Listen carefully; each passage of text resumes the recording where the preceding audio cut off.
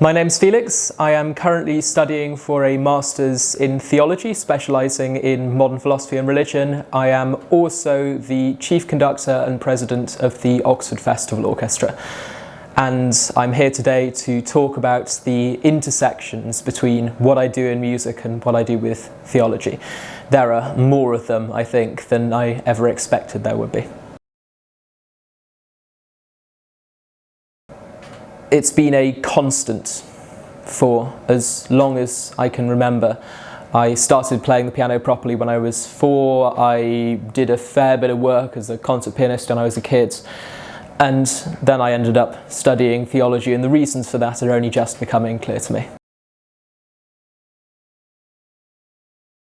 I think I must have been about 14 when I, rather embarrassingly in retrospect, came across the complete works of Jung lying around somewhere on my landing. I think it would be fair to say devoured them as quickly as I could, and from there started getting more and more interested in the philosophical study of religion and how you can relate these grand and sweeping abstractions to the concrete and particular elements of faith. Now, I think I was planning to do A-level politics until about 2 weeks before my course started, but some last-minute intervention changed my choice entirely, and within only a matter of days I realised almost immediately that this was what I wanted to do at university, that theology as a discipline has the power to connect different faculties, to unite different subfields, to encourage you to take those elements of your work that normally would be insulated from your personal life and to live them in some way that I don't think you get anywhere else at the university. Well, I think in the first instance it was a very practical connection, a connection as it were between music and liturgy. I worked as a chorister from the age of 7 to 13 or so. And because of that, I was very used, although I didn't particularly have any concrete belief at the time, to the rhythms and routines of the Church of England.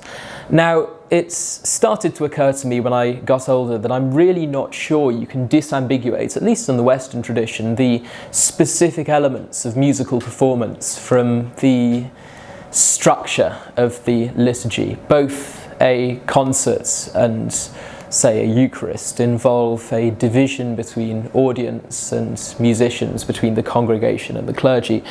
Both of them unfold in accordance with some predetermined structure. Both of them contain also elements of improvisation. Both of them are defined by a kind of hierarchy, priests, clergy, laity, conductor, orchestra, audience, but at the best of times that hierarchy finds itself broken down and dissolved such that there are no divisions between any particular person and the wider phenomenon in which they're participating. It also strikes me that there are some pretty noticeable connections between music on the one hand and religious language on the other. I'm convinced, for one, that it's very difficult to frame the way that people come to classical music as anything other than some form of epiphany. If you want to understand, for instance, why Arts Council England have insisted that English National Opera's funding is contingent on moving to Manchester, then I think you've got to look to the trend which has been active in the 1990s to promote music as a good insofar as it enhances people's mental health, sense of community togetherness and so on, which of course in some narrow sense is true. But if music is good only as an instrument, as it were, good only insofar as it has positive effects on the people who encounter it, then of course it follows that music must be in as many places as it can be, from the north to the south, from small villages to the biggest towns. Whereas if you speak to people who love classical music with a kind of burning intensity, people who live it as much as enjoy it, then you'll find that that very often was caused by some kind of conversion, some encounter with something special on the radio, on a recommended playlist, wherever. There's also the fact that the act of musical performance presupposes some kind of doctrine of revelation.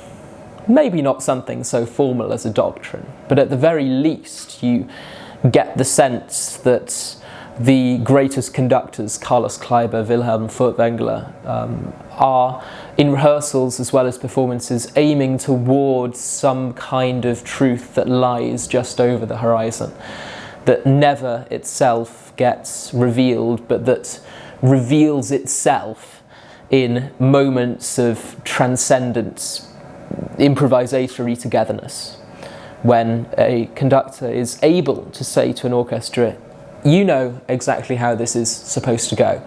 I do not need to stand up in front of you doing anything, so let's make it happen.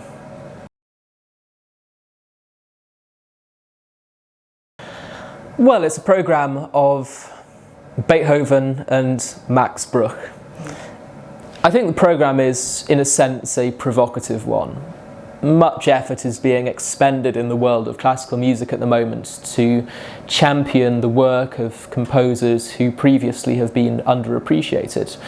But with that comes a worrying tendency to deny one of what is, in my mind, the most essential truths about making music, which is that every performance represents a completely new reading of a work.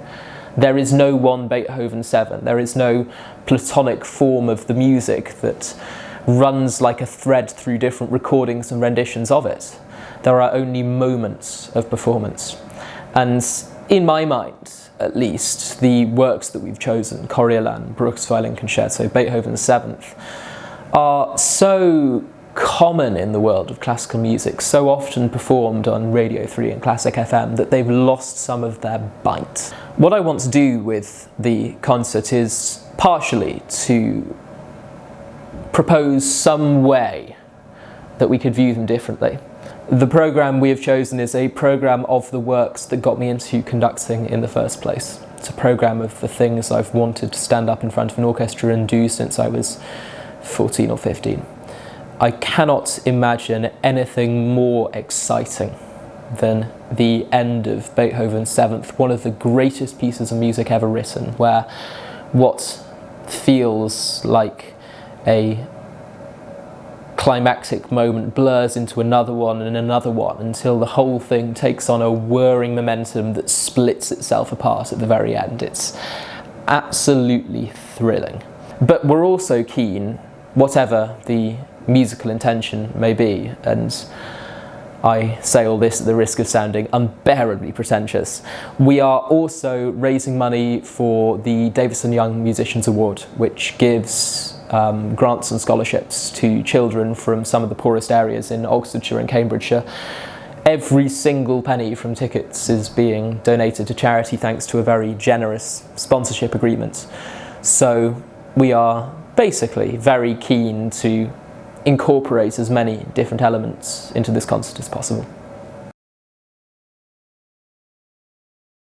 I suppose, to cut a long story short, it reinforces to me the degree to which, in von Balthasar's words, truth is symphonic.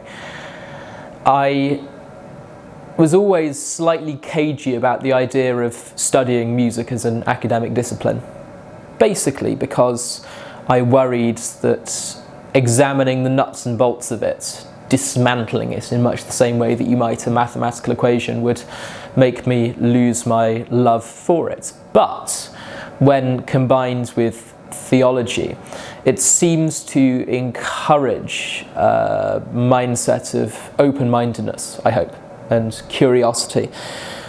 Certainly, I've managed to study Dostoevsky in a fair bit of detail, Hindu nationalism, at the moment Lubac, Pseudo-Dionysius, Nietzsche's reading of faith in light of Mulhall's, whatever you call it, Christian reading of the genealogy.